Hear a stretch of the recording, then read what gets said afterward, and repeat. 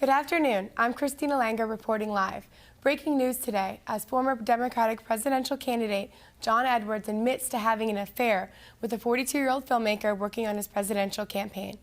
The story, first reported by the National Enquirer, was confirmed today when Senator John Edwards went on ABC's Nightline and also released the following statement.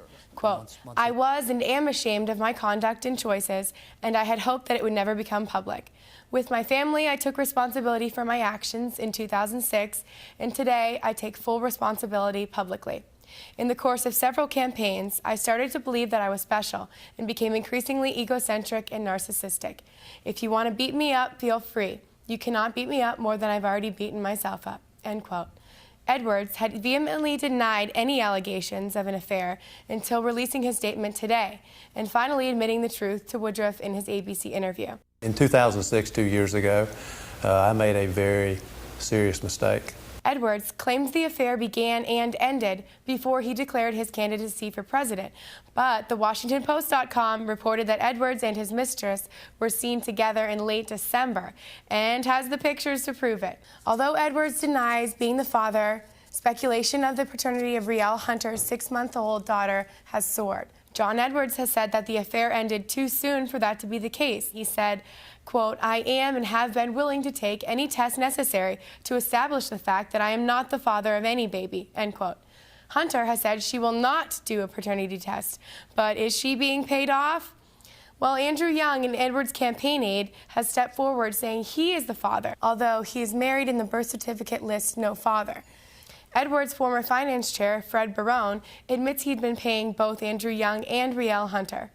Fred Barone said that he decided independently to help two friends and former colleagues rebuild their lives when the harassment by the supermarket tabloids made it impossible for them to conduct a normal life. Barone also went on to say that Edwards was not aware that his assistance was offered and accepted without condition. Since becoming pregnant, Hunter has been living under various names in a series of expensive homes in both North Carolina and California.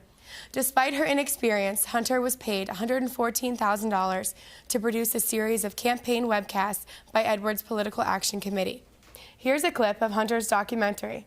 Do you think most people have any idea what we're doing when we're not on the stage? You're trained to be careful, to close off. If it feels sensitive, to close off if it feels personal. I have to tell myself, I'm trying that hard to do it. But you know, we're so conditioned. We're conditioned to say the same things. We're conditioned to saying what's safe. We're conditioned to be political. In other campaign news, Paris Hilton, yes, that Paris Hilton, has released a response ad to John McCain's celebrity ad in which an unauthorized image of her was featured.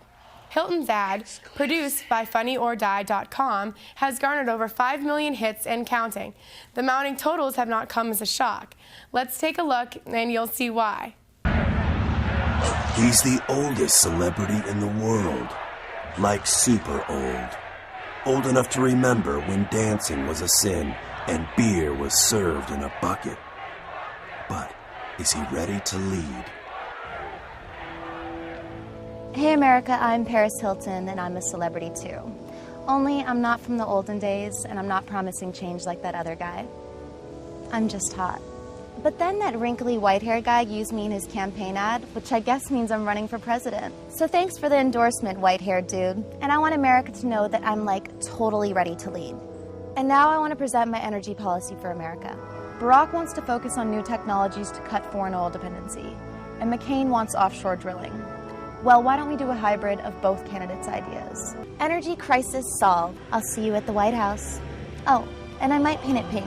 I hope that's cool with you guys. When asked, McCain's staffer said the senator thought the video was, quote, hilarious. Funny as the ad may be, some Democrats say the ad is damaging to Senator Obama. Anything that keeps the Paris-Obama association going will only benefit McCain. Last week, former Senator Tom Daschle stated that the Obama camp believed the McCain's celebrity ad had caused real damage. He's been Washington's biggest celebrity. Recently, in response to the McCain's ad, Obama countered with Embrace, an ad portraying John McCain as the celebrity. It seems that the celebrity theme of these campaign ad wars is apparently here to stay. However, both camps should be on notice. Nobody exploits Paris Hilton's image and gets away with it, except for Miss Hilton herself. Coming up next, who's up in the polls and who's down? And what does the Edwards scandal mean for the Democrats? NBC political director Chuck Todd will join us to help answer some of these questions. Stay tuned for more. You're watching MSNBC, the place for politics. Good evening, everyone. I'm Christina Langer with your market wrap for the day. The Dow soared a record 302 points today as oil sank to a 3-month low. The S&P 500 is up 30 and the Nasdaq finished ahead by 58 points. The oil slump continued today as the dollar gained against the euro by the most in more than 8 years. Crude settled at $115.20 a barrel.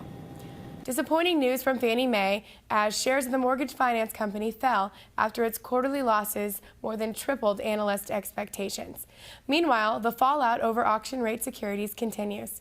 Swiss bank UBS agrees to buy back almost $20 billion worth of bonds and pay a $150 million fine to settle claims it misled investors. Citigroup and Merrill Lynch have also agreed to a multi-billion-dollar settlement deal. McDonald's reports an 8% increase in same-store sales in July thanks to the classic Big Mac sandwich and breakfast food. Worldwide sales for McDonald's soared 16%.